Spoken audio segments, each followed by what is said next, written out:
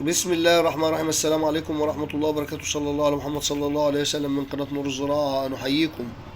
النهاردة هنتكلم عن عجينة بوردو اللي هي عجينة دهان الأشجار اللي هي الموالح والفواكه والأشجار الخشبية، طبعا لحمايتها من الحشرات والقوارض والحشرات القشرية.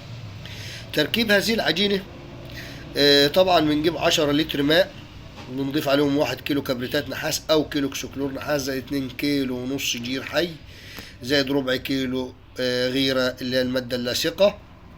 ونضعهم في ماء دافئ ثم تقلب لمدة ساعة ثم تترك لمدة يوم.